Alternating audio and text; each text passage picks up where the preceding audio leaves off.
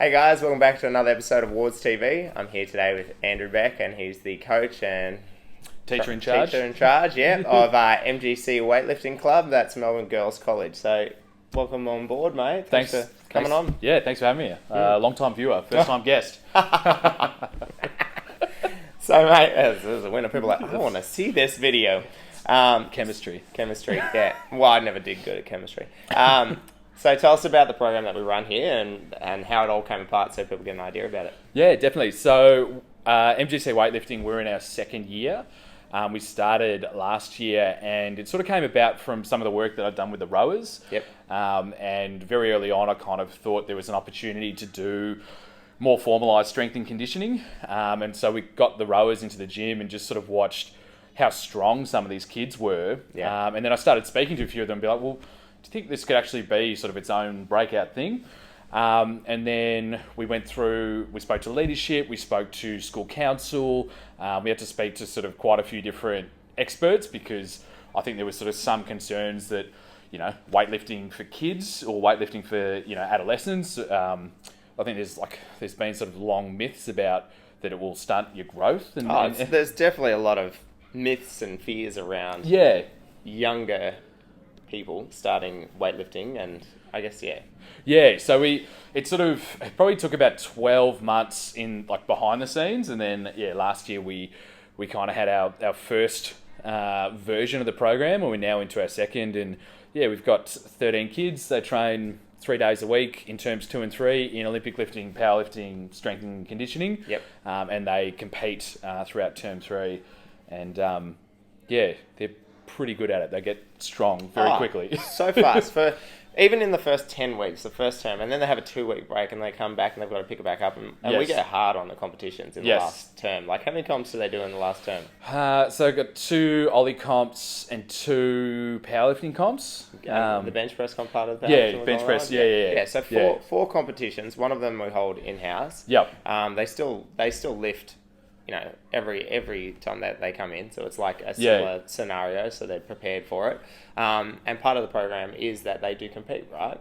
Yeah, and that's sort of something that, for me personally, been sort of pretty strict on. I think it's one thing, all the awesome work that they're doing in the gym, but to actually go and put that out on the platform is really important and probably quite symbolic, which we've just seen. We had a competition on Friday and last one for the year. Yeah, it was pretty incredible. We were the biggest program there, took home a lot of awards for sort of best school, best female lifting program and all that sort of stuff. And even there's probably only one really big sort of other school program in De La Salle, and they've been going for about, I think the kids were saying it's about 40 years. Oh, right. Whereas for us in our second year, and to be sort of up and coming is, it's pretty cool. I think the kids were proud, which they should have been. Oh, definitely. I mean, we always talk about there was nothing like that for us growing up. Yes. When I came through the system, there's, you could have gone to the gym. Yep. That was it. Yep. It was a gym. There was no strength and conditioning program. There was no qualified coaches. There was no teachers that were passionate about the sport, that wanted to push a program, that have done courses as well, that are all qualified as well to teach a program, to make these kids really perform at a level that they'll probably, if you hadn't gone through it, they would have taken years, and they're like, oh, I'm a 35-year-old woman now, I might start doing some weightlifting. You can do that from 16, 15. And that's one of those things, where I've kind of trained and competed, and not always, but particularly with some of the female lifters, a lot of the power lifters I've spoken to didn't get into powerlifting until they were in their kind of early 20s and that sort of thing. And because, as you know, with anything with strength, it is such a patience game. And the idea, it's imagine if you got, a 10-year head start on your lifting career, and we're getting sort of taught properly, and sort of then understanding the fact that, especially with strength, sometimes less is more with your training, and actually it's your recovery that makes such a big difference with how quickly you progress. So I think that's sort of one of the really nice things, is that we're giving this opportunity that probably otherwise wouldn't have existed. I just think you sort of see where, as you said before, where they start, and they kind of start on the empty bar to, you know, where they're sort of training this morning, and it's so comfortable and it's so automatic. And grab a bar, girls, know what they're doing straight Yeah, away. yeah. Like inside 20 weeks, you can basically be like, righto, you few are going to go snatch, do warm-ups, the other few, you'll jump on the barbell, get on the rack. Yeah. Let's start warming up those back squats. They know the difference between low bar, high bar. They know where they engage the right muscles. Yeah. It's amazing. You get them on a bench press, they know all the rules behind bench pressing and powerlifting bench pressing and competition bench pressing. They're things that people would just never know in their lifetime. Yeah, absolutely. You know? And I think that's probably the cool thing for us as well, is that they could, you know, sort of be in the program for 1 year, or they could be sort of all the way through from years 10 through to 12. But whatever they do, they could then pretty much walk into any gym in the world and know what they're doing and feel really comfortable and really confident just to go straight over to barbells and free weights and just get stuck in. Yeah, and that's it. And they can hit that, you know, out of high school, you start really maturing. Yeah. And they've got this 3-year base of 60 weeks of competition style programming designed around them getting better, being comfortable around the barbell, making sure they manage any kind of, like, if they might be tight, know how to manage that. If they somehow have pulled an injury playing a sport or whatever it might be, know how to rehab that, know what the accessory exercises are.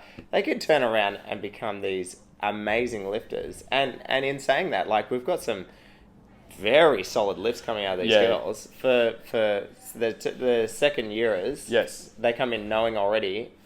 Yeah, that muscle memory and just that kind of strength base was really impressive, given that some would have probably taken 5 months between, you know, when they finished the year before to when they started. But it was amazing how quickly they not only like picked it back up again, but they just zoomed past the numbers that they were hitting the year before. Even just, you know, within the space of this kind of competition period, almost every lifter on Friday was opening on what was their second attempt 4 weeks ago. Yeah. And so just those little things where they realise it's just like, well, actually, you know, you train 3 days a week and sometimes you've got your head down in it. But because I think something we've done a little bit better this year is we've been keeping so much data on how they're tracking across the different lifts. You just see that pattern, that kind of progressive overload just sort of trending upwards. Yeah. And I think, you know, compared to other sports, you kind of do get that immediate positive feedback. You sort of immediately just like, hey, this is what I was lifting last week. This is what I'm lifting this week. Yeah. I think once they get that first comp in, that focus and that sort of competitiveness really sort of starts to kick in within the group, which I think is also why, in my mind, it's really important that we do compete. We've sort of said before that our program would probably be 2 or 3 times the size if we just trained. Yeah, just let them train. Because, you know, it is a pretty nerve-wracking experience the first time you compete. There's kind of, you know, nowhere to hide up on the platform. It's just you up there and just a bunch of faces looking at you. Yeah. I wonder what she's going to do. Yeah. And then as soon as you kind of get through that sort of opening lift and you sort of realise that you can do it, and you also realise that you're not being asked to do anything that you haven't done before in the gym, because that was definitely... when I started powerlifting, that was one of the things that my mindset at first was that, you train and then all of a sudden you're trying to pull something that's 115% out on the platform somehow because you get a big shot of adrenaline. Yeah. Whereas I think it's much more about being patient and, you know, something that Australian strength coach said, where he said, you know, he doesn't like lifting heavy weights. He likes making heavy weights feel light. Yeah. And I really like that mindset, and I think it ties into that patience game where, you know, there's no shortcuts. You just do your time and be consistent. Yeah, that's it.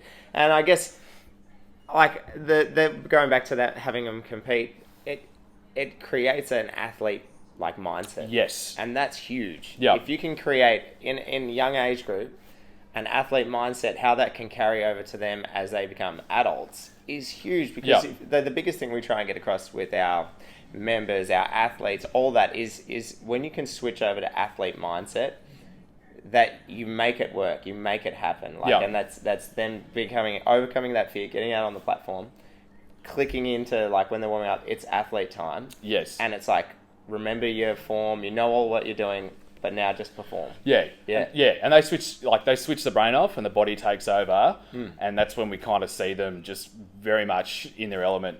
Yeah.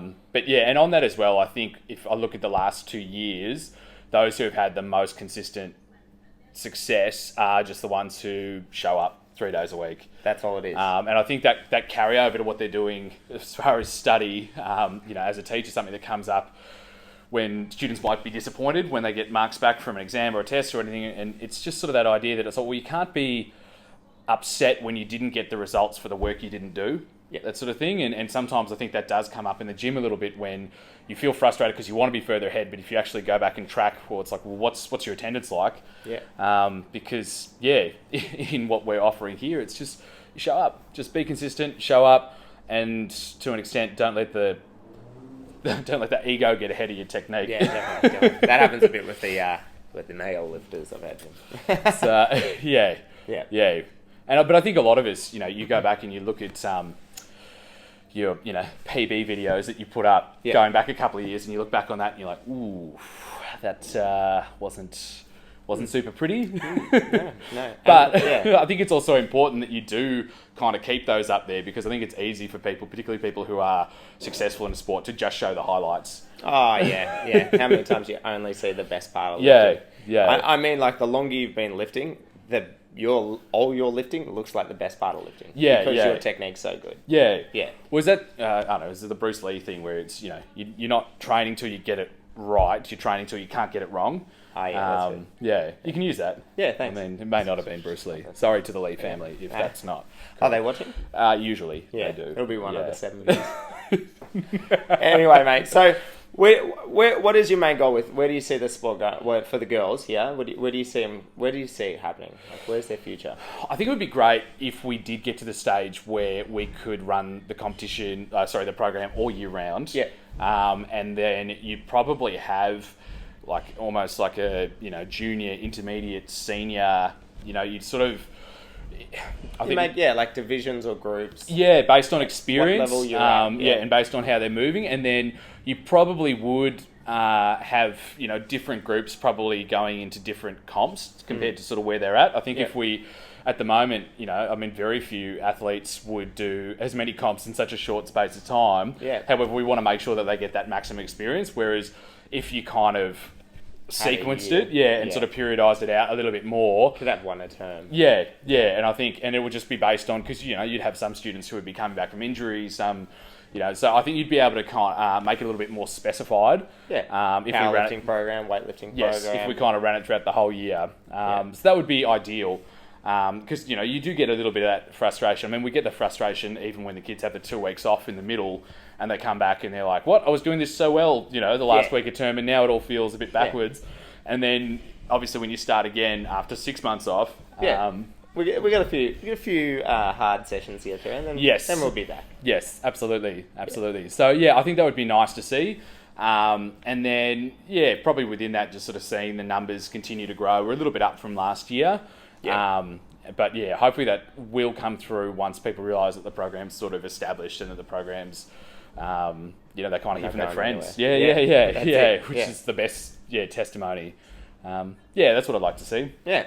Well, so do we. And I think it's the best program, and I just wish we had it around when we were kids. So. Yeah. It would have just made such a difference. And I think you just sort of see the way that the lifters sort of support each other and look after each other, and how well they get on with their coaches and all that sort of thing. I think that there's sort of the lifting and all those kind of skills that they're going to pick up, but I think there's some larger just relationship and self-perspective and some of those things that's really going to carry through for the rest of their lives. So it's just really nice to be a part of. It is. Even though the mornings are early and it's about 4 degrees in here at the moment. No, we're going to go singlet. All right, man. Well, thank you for that. Hopefully that gives everyone a good little insight on what we do here with the MGC program. And if you like the video, make sure you subscribe. You'll see many more. That's it. Thanks so much, Cal. Thanks, mate. Should we handshake? Yeah, handshake. Nice. High five. Yeah. Yeah. Thanks, guys.